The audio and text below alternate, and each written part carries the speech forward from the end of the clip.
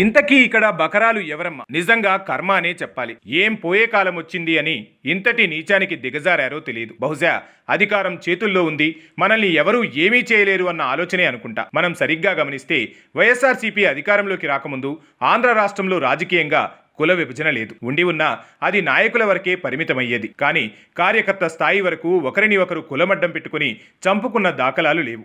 దూషించుకున్న సందర్భాలు చాలా అరుదు. అదేంటి, అప్పట్లో వంగవీటి ఎపిసోడ్ మర్చిపోయావా ఏంటి అంటారా? వంగవీటి కథ చూడటానికి రెండు కులాల మధ్య గొడవగా కనిపిస్తున్నా దానికి కథనం మాత్రం అప్పట్లో కాంగ్రెస్ పార్టీ ముసుగులు కొందరు తమని తాము నాయకులుగా సృష్టించుకోవడానికి రాసిందే. అయితే ఇదిలా ఉంటే వైఎస్ జగన్ అధికారంలోకి వచ్చాక సోషల్ మీడియా అంటే బూతైపోయింది. ప్రజల సొమ్మును పార్టీ కోసం ఖర్చు పెట్టుకుంటూ వారికి లక్షల జీతాలిస్తూ ఒక పక్క ఆ పనిచేసే కూలీలకేమో నేను మీకు జీవితాన్నిచ్చాను అన్న కలరింగిస్తూ మరోపక్క ప్రతిపక్ష పార్టీల ఇళ్లలో ఆడవాళ్లను అసభ్యంగా చిత్రీకరిస్తూ దిగజారిన వ్యక్తిత్వాల మాదిరి సోషల్ మీడియాను రన్ చేసింది వైసీపీ.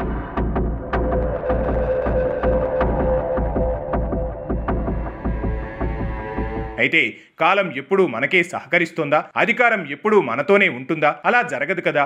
అందుకే చేసిన తప్పులు పాపాలు అన్నీ ఇప్పుడు తిరిగి తమ పీకకే చుట్టుకున్నాయి. అధికారం మారి కూటమి రాష్ట్రంలో అధికార పగ్గాలు చేపట్టగా ఇచ్చిన మాటకు కట్టుబడిన లోకేష్ ఎక్కడా తొనకకుండా బెనకకుండా న్యాయబద్ధంగా ఒక్కొక్కరిని కటకటాల వెనక్కి నెట్టి గతంలో వేసిన వెధవ పనులకు అడ్డుకట్ట వేస్తున్నాడు. ఒక పక్క తెలుగుదేశం పార్టీ ఎప్పుడూ ఇంతే, అధికారంలోకి వచ్చే వరకు పోరాటం చేస్తుంది, వచ్చాక చంద్రబాబు అభివృద్ధి అంటూ పరుగులు పెడుతూ ఉంటాడు. గతంలో తప్పు చేసిన వారిని పెద్దగా పట్టించుకోడు అని ఫీల్ అయ్యే సగటు కార్యకర్త జోలికి వస్తే తాట తీసేస్తామన్న సినిమాని చూపిస్తున్నాడు యువనేత లోకేష్. ప్రజలకు అర్థమయ్యేలా, అవతలివాడు చేసిన తప్పుకు న్యాయబద్ధంగానే శిక్ష పడేలా ఆచితూచి వ్యవహరిస్తున్నాడు. ఇక్కడ తెలుగుదేశం పార్టీ కన్నా వైసీపీ పార్టీ కార్యకర్తలు, ముఖ్యంగా సోషల్ మీడియా సైన్యాలు గుర్తుపెట్టుకోవాల్సిన విషయం ఏంటంటే, తప్పు చేసి తప్పుడు కూతలు కూస్తే ఎమ్మెల్యేలు మంత్రులే కటకటాల పాలై నానా దరిద్రాన్ని అనుభవిస్తున్నారు. అలాంటిది సామాన్యులు ఎగిరెగిరి పడితే రేపు ఆ ఎగరేసిన తలను ఎత్తుకెళ్లి ఊచలు వెనక వేస్తే కనీసం బెయిల్ కూడా రాక మరోపక్క కుటుంబం పడుతున్న ఇబ్బందులను చూడలేక